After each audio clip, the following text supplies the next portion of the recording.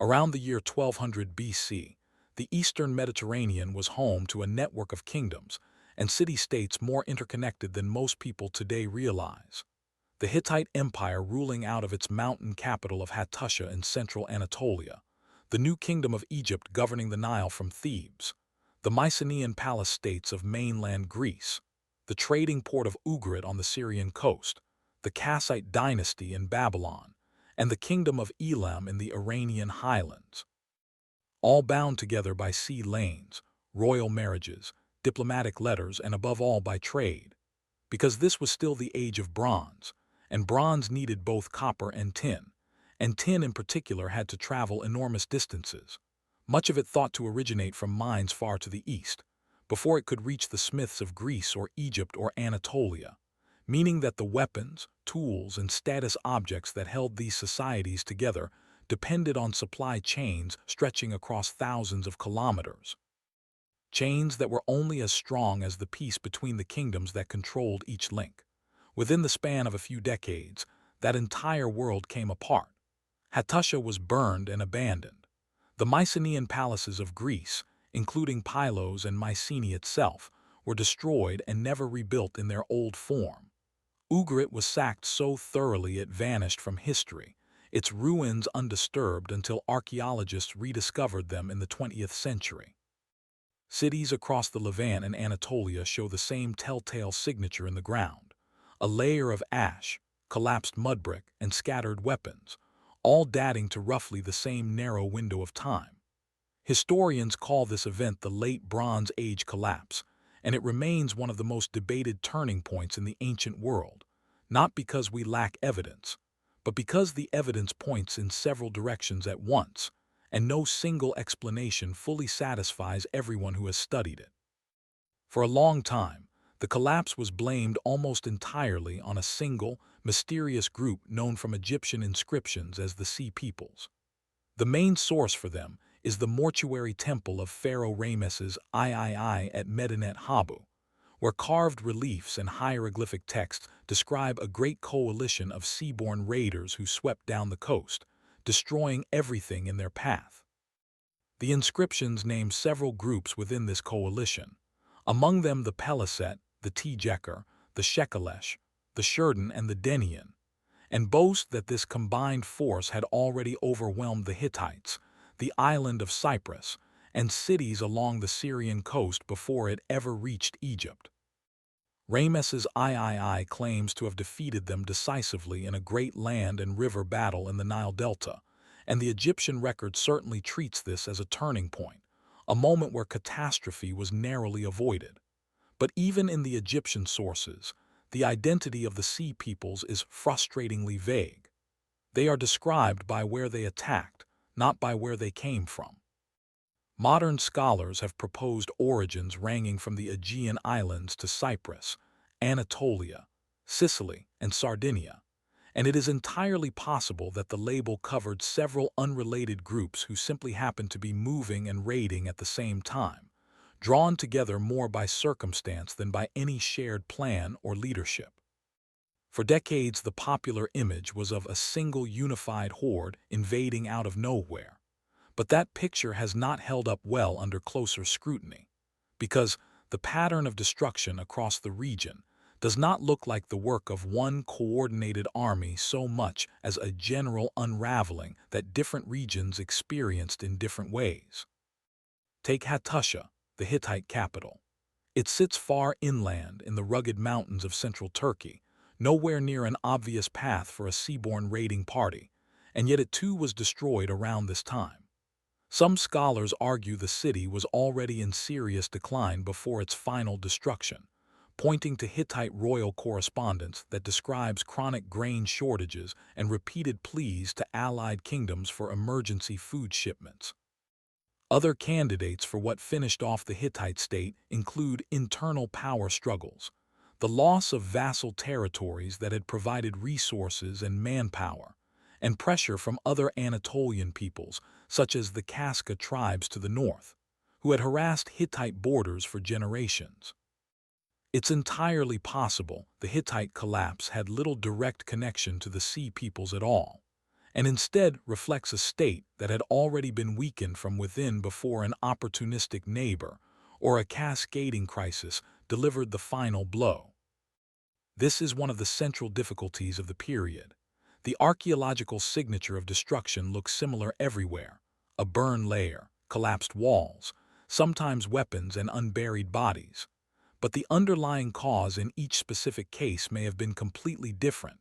whether that was raiders, rival states seizing an opportunity, internal revolt, or some combination of all three arriving together at the worst possible moment.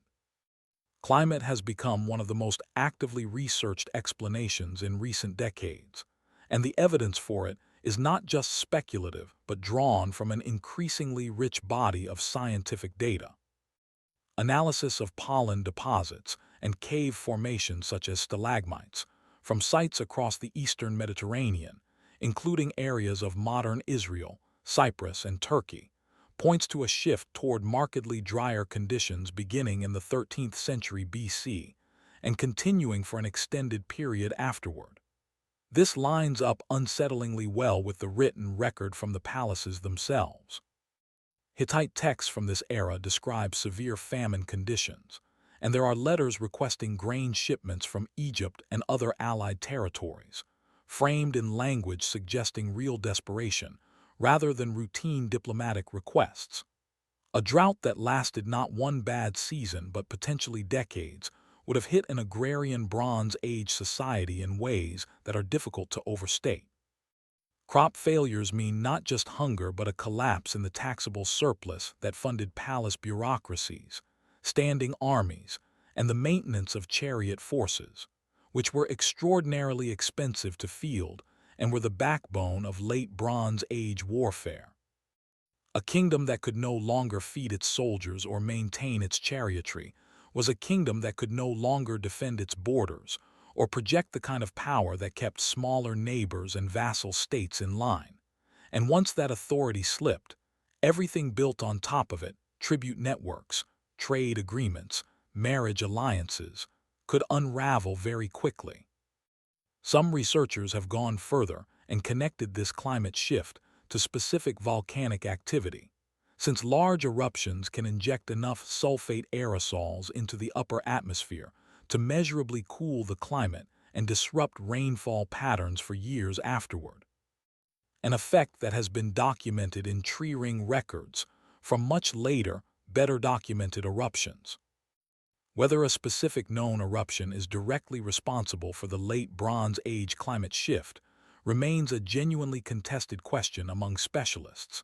and it would be overstating the evidence to present it as settled fact. But the broader point that abrupt climate change, however it was triggered, placed enormous stress on Bronze Age agriculture, is now supported by multiple independent scientific datasets rather than resting on written sources alone, which gives this explanation a kind of credibility that purely textual theories cannot match on their own. Then there is the question of trade itself, and specifically the fragility of the tin supply that made bronze production possible in the first place. Bronze is an alloy, roughly 90% copper and 10% tin, and while copper deposits were reasonably widespread around the Mediterranean, workable tin sources were not, meaning that most bronze-producing states depended on long supply chains bringing tin in from distant sources, quite possibly stretching as far as Central Asia, and moving hand to hand through a series of intermediary traders and kingdoms. This system only worked as long as every link in the chain remained politically stable, which meant that a crisis in one region, whether famine, war, or state collapse, could choke off the tin supply to kingdoms thousands of kilometers away that had nothing directly to do with the original disruption. A famous shipwreck discovered off the coast of southern Turkey, dated to roughly a century before the main collapse, gives a vivid snapshot of just how interconnected this trade network was. Its cargo included tin and copper in exactly the ratio needed to produce bronze, along with goods originating from Egypt, the Levant, Cyprus, Mycenaean Greece, and beyond, all traveling together on a single vessel. A network capable of moving goods across that many different cultures on one ship was remarkably sophisticated. But it was also exactly the kind of system that could seize up entirely if confidence and security broke down along any single stretch of coastline, since merchants had little incentive to sail through waters where their cargo and their lives were at risk. It's worth pausing on just how tightly bound these societies were to each other in ways that go beyond simple trade. Royal families intermarried across ethnic and political lines. Diplomatic archives, such as the cuneiform tablets recovered from Amarna in Egypt and from the ruins of Ugarit itself, preserve correspondence between kings referring to each other as brother, negotiating gifts, marriages, military support, and grain shipments, as though managing a single extended family business rather than a set of rival powers. This interdependence had clear benefits during stable times, allowing specialized goods and skilled labor to flow to where they were needed and allowing kingdoms to draw on allied support during localized crises. But it also meant that these were not isolated societies that could simply wall themselves off from trouble elsewhere. A crisis that began in one corner of this network had structural pathways along which it could spread, whether through interrupted grain shipments, broken alliances, or the sudden appearance of displaced populations fleeing famine or war and pushing into territories that could not support them, creating exactly the kind of pressure that turns local hardship into regional instability. The final piece worth considering is technological and social change happening in parallel with all of this upheaval. This period also marks the transition from bronze to iron as the dominant metal for tools and weapons across much of the region. And while iron ultimately proved more practical, since iron ore is far more widely distributed than tin, this shift did not happen because someone invented a superior technology in a vacuum. It is better understood as partly a response to necessity, as the old tin-dependent bronze economy became less reliable and blacksmiths and communities increasingly turned to a metal they could source locally, even though early ironworking was, in some ways, less advanced than the bronze techniques it eventually displaced. This transition also had real military and political implications, because it potentially lowered the barrier to producing effective weapons, meaning that groups without access to the old palace-controlled bronze trade networks could increasingly arm themselves. A change some historians connect to the apparent shift in warfare during this period away from small elite forces of chariot-riding nobility and expensive bronze-armored soldiers, and toward larger, more loosely organized bodies of infantry. A shift that would have particularly threatened the old chariot-based aristocracies, whose power rested on controlling exactly the kind of expensive, specialized bronze equipment that a wider population could no longer be prevented from acquiring. So what actually caused the late Bronze Age collapse? The honest answer, and the one most specialists now favor, is that no single cause adequately explains what happened, and that the label collapse itself, while dramatic and useful for a general audience, can be somewhat misleading,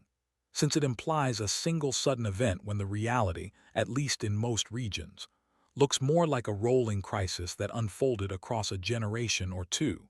hitting different kingdoms with different severity, and for at least partly different reasons.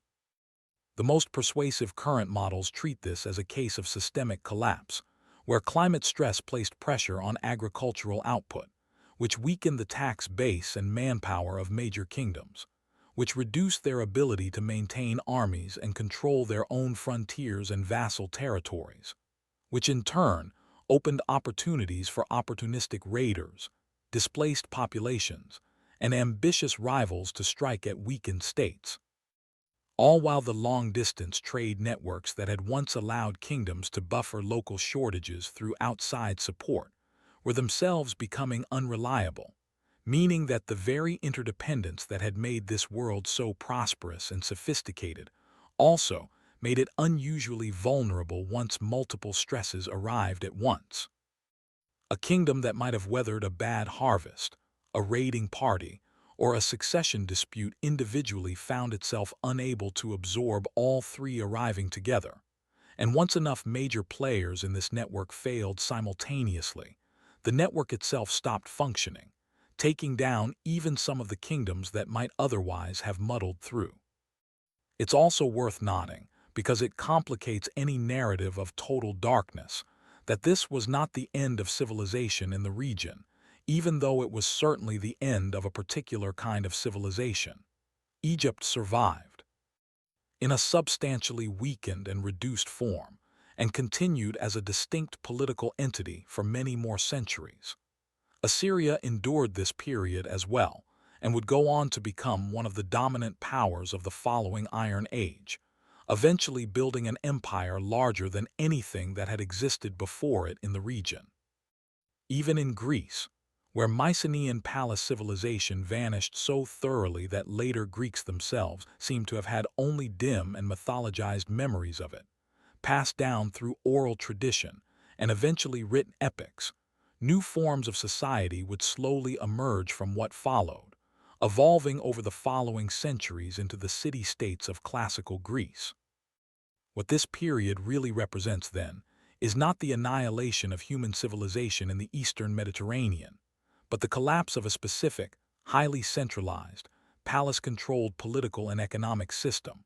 one built on royal monopolies over bronze production, chariot warfare, scribal bureaucracies, and long-distance elite exchange. A system that proved, for all its sophistication, remarkably brittle once several forms of stress converged on it at once.